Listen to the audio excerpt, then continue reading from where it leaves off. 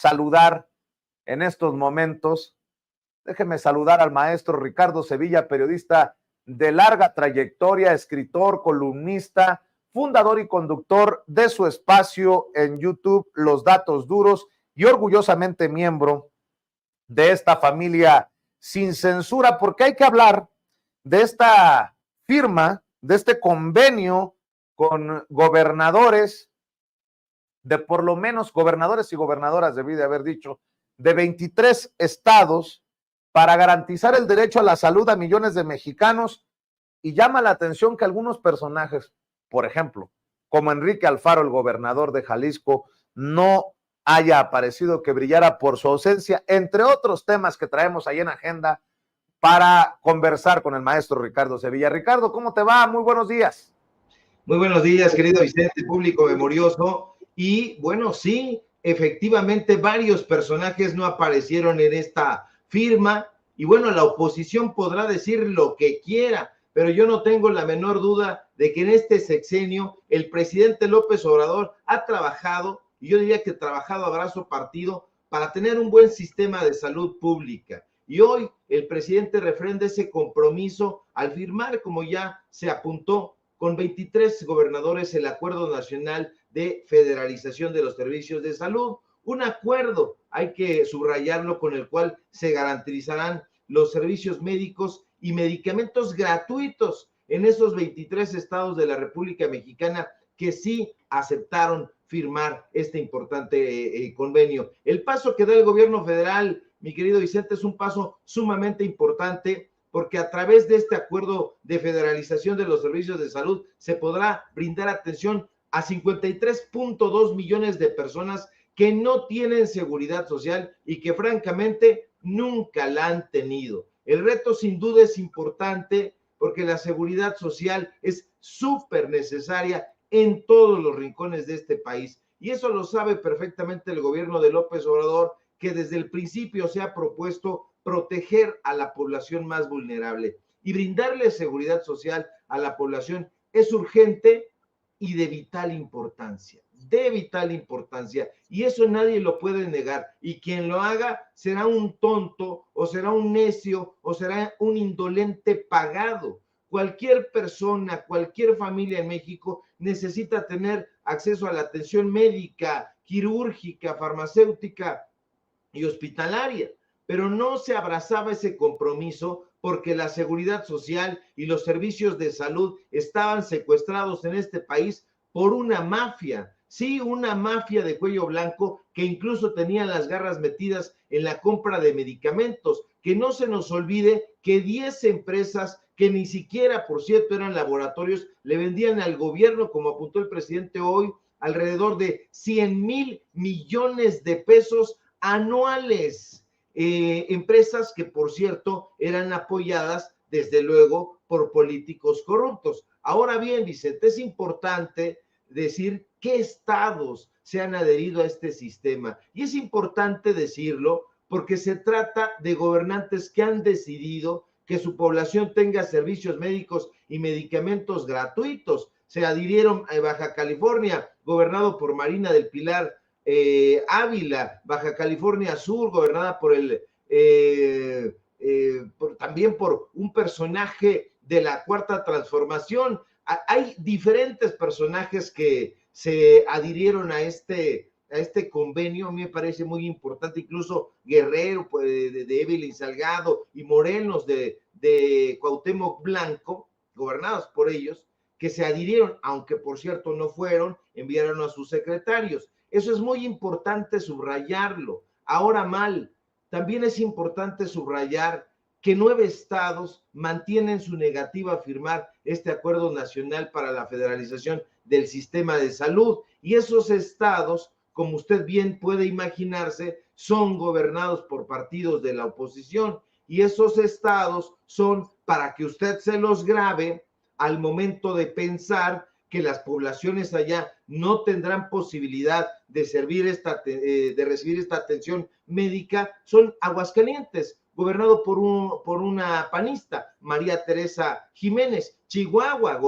mal gobernado por la panista María Eugenia Campos; Coahuila, gobernado por el priista Miguel Riquelme, Durango, gobernado por el priista Esteban Villegas, Guanajuato, mal gobernado por el panista Diego Sinué Rodríguez Vallejo, Jalisco, desde luego, como bien se apuntaba, mal gobernado por Enrique Alfaro, el Mariano Otero del Movimiento Ciudadano, según Krause, Nuevo León, gobernado por el influencer del Movimiento Ciudadano Samuel García, Querétaro, mal gobernado por el indolente y recalcitrante panista Mauricio Curi, y Yucatán, gobernado por el panista Mauricio Vila Dosal. Estos personajes, Vicente, no quieren que sus poblaciones reciban la atención médica, quirúrgica, farmacéutica, hospitalaria que necesitan, que se requiere. Y entonces es cuando nosotros nos preguntamos y le preguntamos a la gente, no se trata de que el trabajo político tenga como principal receptor de todos los beneficios a la población.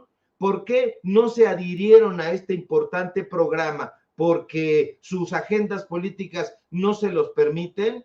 Van a dejar a la población sin que pueda ir a un quirófano, sin que pueda ir a una consulta, sin que pueda ir a un especialista, sin que reciba medicamentos gratuitos, simple y sencillamente porque el programa lo encabeza el gobierno federal, porque quienes se adhirieron son de Morena, son de aliados del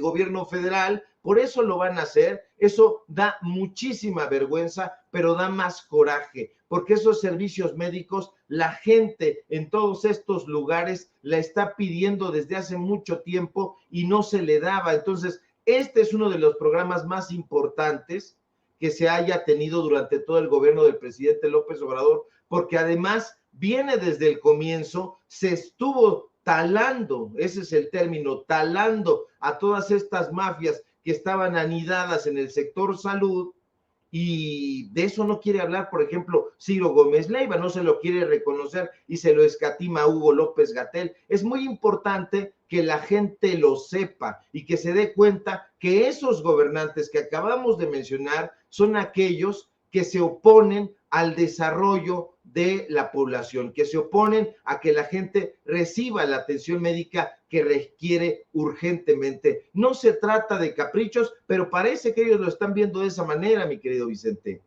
Así es, y bueno, también déjame decir como noticia de último minuto, mi querido Ricardo, de última hora se informa que ya aterrizó en Israel el primer vuelo de la Secretaría de la Defensa Nacional de la Fuerza Aérea Mexicana. El primer avión arribó al aeropuerto Ben Gurión de Tel Aviv para el rescate de los mexicanos que se encuentran varados tras el conflicto armado con Hamas. El segundo avión va en camino, pero de último minuto se informa que el primer avión de la Fuerza Aérea Mexicana arribó ya para traerse de regreso al primer grupo, al primer contingente de mexicanos que se quedó en esa zona al estallar el conflicto entre el Estado de Israel y el grupo Hamas. Así que estamos al pendiente de lo que surge al otro lado del mundo. Y mi querido Ricardo Sevilla, si me permites poner en agenda otro tema, esto que mencionó el presidente generará toda clase de reacciones, sobre todo entre sus odiadores. Y ojalá que este anuncio que hace el presidente también incluya a la zona ya de Álamos, en Sonora, cerca al Chepe, tren turístico que va a las Barrancas del Cobre en Chihuahua. Ojalá que haya una conexión ahí, una pierna, un brazo que también conecte a ese rinconcito de Sonora, porque el presidente ha propuesto conectar a todo el país a través de trenes de pasajeros. Y si uno se queda con la idea de aquel tren bala o del burro, como le llamaban algunos, por lo lento que era el otro tren de pasajeros, pues uno pensará, ¿no? El presidente nos quiere llevar pasos atrás, vamos al pasado, vamos al fracaso. Bueno, si uno piensa en el Tren Maya, si uno piensa en cómo toda Europa está conectada por trenes, entenderíamos que es un ambicioso proyecto el que anuncia el presidente Andrés Manuel López Obrador hoy en la mañanera, y nada más me estoy frotando las manitas, mi querido Ricardo, porque uno que ha disfrutado de los viajes en tren en Estados Unidos o en Europa, sabemos de lo que habla el presidente, a lo que le está tirando el presidente Andrés Manuel López Obrador, Ricardo. Así es, Vicente, no se trata en absoluto, como dicen esos personajes de oposición, de un proyecto regresivo, todo lo contrario. Como bien apuntas, en Estados Unidos, en Europa, pero también y sobre todo en Asia, están conectados los países a través de líneas férreas importantísimas.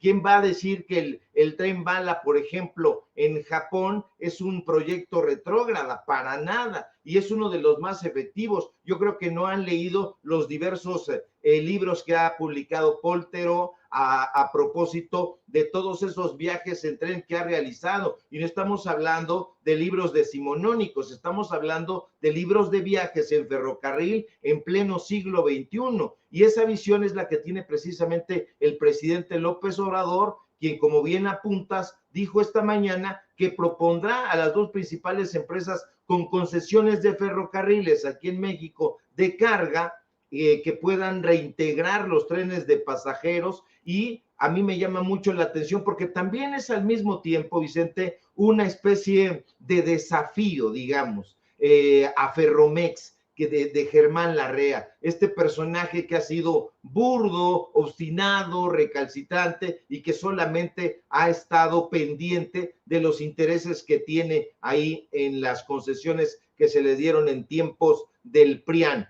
20,000 kilómetros de vías férreas es lo que está proponiendo el presidente López Obrador, y dijo fuerte que no se retirarán las concesiones de trenes de carga para que no empiecen a llorar y a decir, es que el presidente ya nos amenazó, ya está diciendo que nos quitará las concesiones. No se trata de eso. El presidente López Obrador dice, al contrario, que podrán mantener esas concesiones, las que tienen en este momento, pero que se pueda cooperar, porque eso es lo deseable para el bien de la población. Él dice que les va a proponer un plazo razonable para que ellos digan si les interesa o no les interesa, pero dice, no importa si ellos no están interesados en este tipo de reintegración de los trenes de pasajeros, porque entonces se buscarían otras opciones. Pero yo me imaginé, Vicente, con el presidente López Obrador, lo que sería que volvieran esos trenes, pero ya no esos trenes que estos personajes están colocando ahí como los trenes de la revolución. No. Los trenes en pleno siglo XXI que puedan hacer esos viajes tan importantes. Por ejemplo, dijo el presidente López Obrador, habló del Tren Maya, pero que de Cancún se pueda llegar a Palenque y ahí se pueda ir a Veracruz, a todo el estado, a Coatzacoalcos, a Veracruz Puerto, y ahí donde todavía está la estación de ferrocarriles, justamente en el centro, a un lado de los astilleros, pues viajar a la Ciudad de México. A lo mejor ya no se podrá llegar ahí a Buenavista, donde se llegaba, pero sí que se podrá utilizar esas vías para bien de la población. De la Ciudad de México se podría viajar a Querétaro, a Monterrey, se podría ir a Guadalajara, a Sinaloa, propuso incluso Sonora, a Nogales, como era antes. Y eso es muy deseable. La verdad es que los trenes han sido históricamente en este país y en todas las naciones, pues un medio de comunicación muy, muy importante. Ya nos estarían haciendo 12, 14, 20 horas de viaje, de trayecto. Estos trenes que está proponiendo el presidente López Obrador son trenes de última generación, que no nos vengan con los cuentos de que son pasos hacia atrás, de que quiere el presidente volver hacia el pasado. No, este tipo de narrativa es simple y sencillamente para tratar de desacreditar estos proyectos que el presidente está proponiendo. Ahora, esto le tocaría, de ser el caso, al próximo presidente, a la próxima presidenta, que si todo marcha como sería deseable, le tocaría encabezar en su momento a la doctora Claudia Sheinbaum. Pues qué interesante, muy, muy interesante esto de los trenes, como también es interesante lo que está surgiendo luego del anuncio del presidente ayer de que se mantendría México neutral en este conflicto que se ha desatado allá en Oriente Medio, en la Franja de Gaza, un histórico conflicto que vuelve a dejar muerte y destrucción, y sobre todo después del comunicado de la embajada de Israel en México. No sé si lo tenga por ahí, don David, a ver si también me lo puede hacer llegar Ceci, comunicado para leerlo. Es importante porque ya también se ha pronunciado la canciller Alicia Bárcena, pero primero lo que dice el comunicado de la embajada de Israel en México. Dice: posicionamiento de la embajada de Israel en México ante declaraciones del presidente de México, Andrés Manuel López Obrador. La embajada de Israel en México desea expresar su inconformidad por las declaraciones de esta mañana, ayer, del presidente Andrés Manuel López Obrador en relación a los eventos en Israel. Valoraríamos que el gobierno de México pudiera considerar una posición que condene de manera contundente los actos barbáricos perpetrados por la organización terrorista Hamás. Creemos firmemente en la importancia de condenar aquellos actos que ponen en peligro la vida de los civiles, así como rechazar cualquier manifestación de terrorismo que amenace la estabilidad regional e internacional. Hamás es un grupo terrorista que busca de manera explícita asesinar israelíes y judíos, tal como lo expone en su carta fundacional. Y sigue este comunicado. Dice: lamentamos profundamente que el gobierno de México no haya adoptado una postura más enérgica y decidida ante esta situación. La comunidad internacional tiene la responsabilidad de actuar de manera contundente para exigir la liberación inmediata de los cautivos y para condenar con firmeza esta masacre tan cruel e inhumana. Como la historia nos ha enseñado repetidamente, mantener una posición neutral en lugar de tomar partido implica, en última instancia, respaldar y apoyar al terrorismo. Agradecemos la solidaridad y el apoyo de aquellos que comparten nuestra visión de un mundo libre de terrorismo y actos barbáricos. Nuestro amigo Mario Campa, a quien tú también conoces, Ricardo, escribió en X: Israel acosa a Latinoamérica cuando obliga a tomar postura en una falsa dicotomía Israel contra el terrorismo. Existe una obvia intencionalidad de distanciar a Hamás y Palestina para ganar opinión pública y silenciar la devastación por bombardeos a Gaza. Latinoamérica debe promover la paz, oponerse al colonialismo, denunciar la crisis humanitaria en Palestina provocada por Israel y también alzar la voz contra los crímenes de guerra.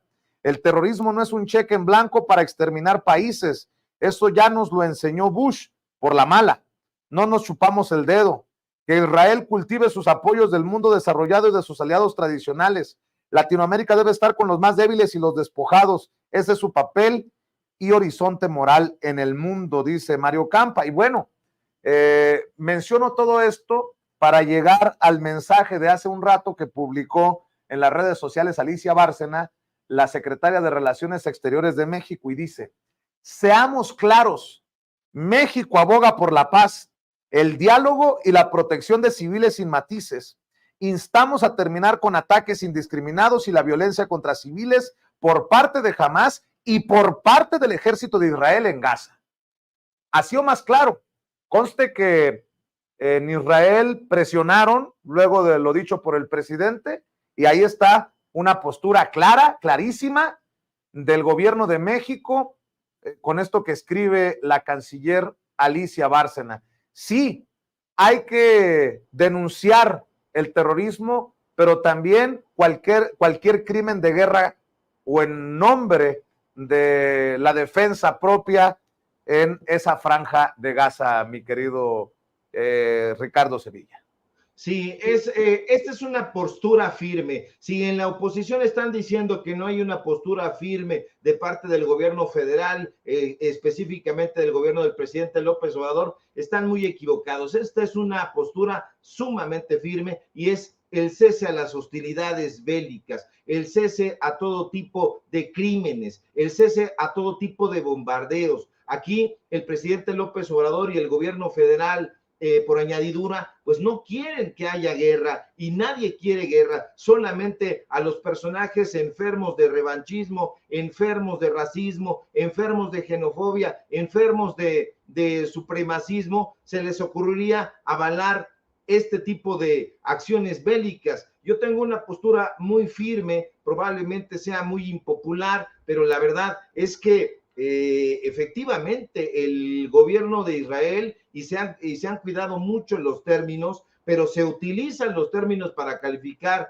al pueblo palestino en general, porque a veces no hacen esa distinción entre el Hamas y los palestinos. Se ha dicho los terroristas palestinos y eso no está nada cuidado, o peor aún, está a propósito pensado para que haya una clasificación terrible en contra del pueblo palestino, y se habla del terrorismo palestino, pero no se habla en ningún momento, en ninguno, y he estado revisando las notas de prensa de parte del terrorismo de Israel, y eso es lo que está sucediendo, que no nos lo digan en la propaganda hollywoodense, sí, porque a lo mejor por eso decía que iba yo a ser impopular. Toda este tipo de películas que sacan año con año desde hace décadas, financiada por los empresarios judíos en Hollywood, no son más que maquinaria de propaganda. Sí, la lista de Schindler, El pianista, bueno, cualquier cantidad de películas de corte lacrimoso donde nos dicen, no se le olvide al mundo entero lo que padecimos en el Holocausto, que no se le olvide lo terrible que nos la pasamos, y por supuesto que el Holocausto fue terrible, Auschwitz, Treblinka, etcétera. No se trata de defender absolutamente nada de eso, todo lo contrario, se trata de que no exista este rencor. Ya lo denunciaban prácticamente todos los escritores que yo conozco de origen judío, tanto ashkenazí como sefardita, este tipo de abusos y de rencores que estaban anidándose en la mayoría del pueblo judío o de las comunidades judías.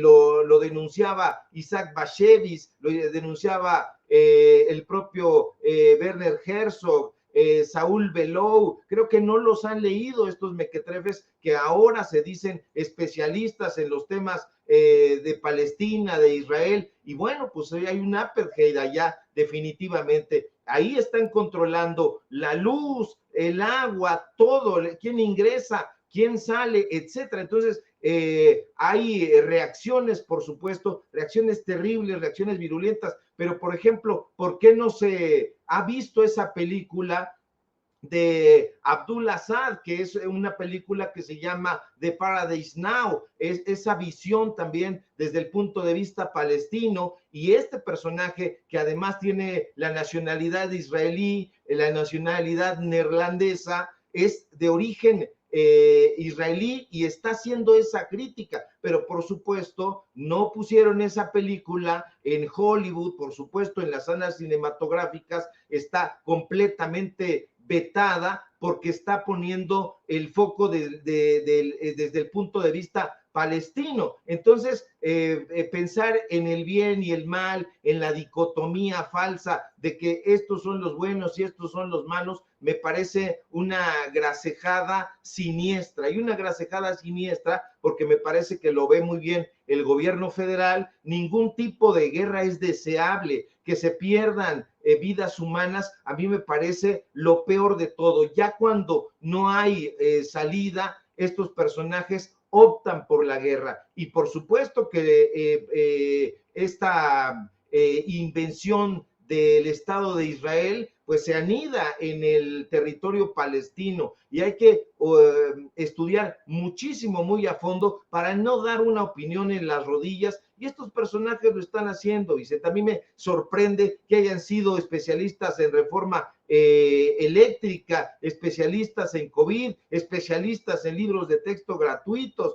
y en todo lo que significaba el tema educativo. Y bueno, una semana después, ahora ya todos conocen el tema sobre Palestina y están condenando y están alzando el dedo flamígero y sobre todo se apegan a esta narrativa hollywoodense. Mi querido Ricardo Sevilla, como siempre, es importante escuchar tus opiniones aquí en Sin Censura y también importante que la audiencia respalde tus hilos en Twitter o en X y tu programa y tus trincheras. ¿Por qué no cerramos con la información? Claro que sí, querido Vicente, público memorioso, un gusto estar aquí en este medio de comunicación libre e independiente. Sígueme por favor en X o en Twitter, @Sevilla Crítico, en Facebook Ricardo Sevilla, así nada más, en Paralelo 24, en los datos duros. Hoy tenemos informativo disruptivo, porque pues allá decimos las cosas que no se pueden decir en los medios de comunicación de la derecha, y bueno, pues que las tienen vetadas en todos esos lados ahí, con Leo Zuckerman, ni se diga. Hoy escribió una columna terrible ahí en el periódico Excelsior, maldiciendo a los terroristas. En fin, no vea usted a ese tipo de mequetrefes. Síganos, por supuesto, también aquí en la familia Sin Censura, donde somos orgullosamente miembros y hablamos sin pelos ni en la cabeza ni en la lengua. Un abrazo, querido Vicente. Claro que sí, te mando un abrazo, Ricardo, el maestro Ricardo Sevilla, hablando con nosotros sin censura. Y antes